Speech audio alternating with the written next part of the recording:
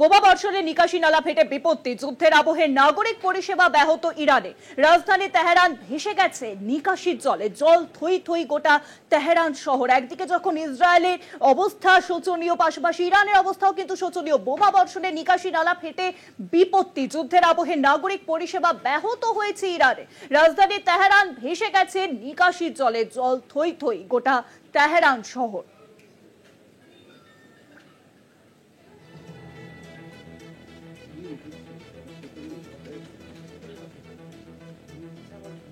একদিকে যখন ইসরায়েলের তেল আভিভ শহর একেবারে ধ্বংসস্তূপে পরিণত হয়েছে, পাশাপাশি আমরা দেখছি যে বোমা বর্ষণে নিকাশি নালা ফেটে বিপত্তি ইরানে। আর এই বিষয়ে আরো জানাবেন নিউজরুমে এখন সঙ্গে রয়েছেন আমাদের পলিটিক্যাল এডিটর আশিস চট্টোপাধ্যায়। আশিস, আমরা দেখেছি যে ইসরায়েল ধ্বংসস্তূপে পরিণত হচ্ছে এবং পাশাপাশি ইরান এবার নিকাশি নালার যে বোমা বর্ষণের জেরে নিকাশি নালার জলে একেবারে জল থই থই অবস্থা সেখানে। দেখো, যে ছবি আমরা দেখাচ্ছি এটাকে বলা যেতে পারে ওয়ার কা সাইড এফেক্ট, যুদ্ধের সাইড এফেক্ট যেটা আমরা ছবিতে দেখাচ্ছি।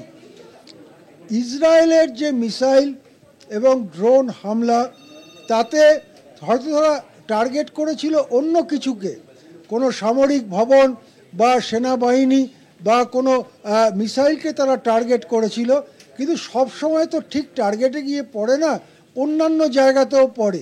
তেমনই এক্ষেত্রে যেটা হয়েছে সেটা হচ্ছে তেহরানের যে নিকাশি ব্যবস্থা, তেহরান শহরের যে নিকাশি ব্যবস্থা, তার মধ্যে ভূগর্ভস্থ নিকাশি ব্যবস্থাও রয়েছে। সেই মিসাইলের হামলায় সেই ভূগর্ভস্থ নিকাশি ব্যবস্থা এবং নিকাশি পাইপ ফেটে গেছে। ফলে নিকাশি যে বর্জ্য সেগুলো যেখানে চলে যাওয়ার কথা পাইপের মধ্যে দিয়ে, তা না গিয়ে সেটা শহরের মধ্যে উপচে পড়েছে এবং দুর্গন্ধময় সমস্ত বর্জ্য এবং সেখানে মানুষের বর্জ্য রয়েছে। সেই সমস্ত বর্জ্য বোঝাই করা জল তেহরানের শহরের একটা বড় অংশে একেবারে বন্যা হয়েছে, যেন সেই রকম ছবি আমরা দেখাচ্ছি কলকাতা টিভির পর্দায়, সেটা ছড়িয়ে পড়েছে। এখান থেকেই যুদ্ধের দ্বিতীয় সাইড এফেক্ট শুরু হয়। এই যে নিকাশির জল ছড়িয়ে পড়েছে, তা পানীয় জলকে দূষিত করে। পানীয় জলকে দূষিত করলে মহামারী দেখা দেয়, অসুখ বিসুখ, পেটের অসুখ থেকে শুরু করে কলেরা পর্যন্ত ভয়ঙ্কর পেটের অসুখ, তাতে মানুষের মৃত্যু হতে শুরু করে। আর পানীয় জল না পেয়ে মানুষের গলা শুকোতে শুরু করে, কারণ পানীয় জল কন্টামিনেটেড হয়ে যায়, পানীয় জল সঙ্গে নিকাশির জল মিশে যায় এবং তখন ভয়ঙ্কর অবস্থা হয়। আরও ভয়ঙ্কর হতে পারে যদি পানীয় জল সরবরাহের পাইপ ফেটে যায়, তখন সেই জল প্লাবিত করে দেবে শহরকে, কিন্তু যে ট্যাপ দিয়ে পানীয় জল পড়ে সেই ট্যাপ হয়ে যাবে শুকনো, সুতরাং লোকে তখন খাবার মতো জল পাবেন না।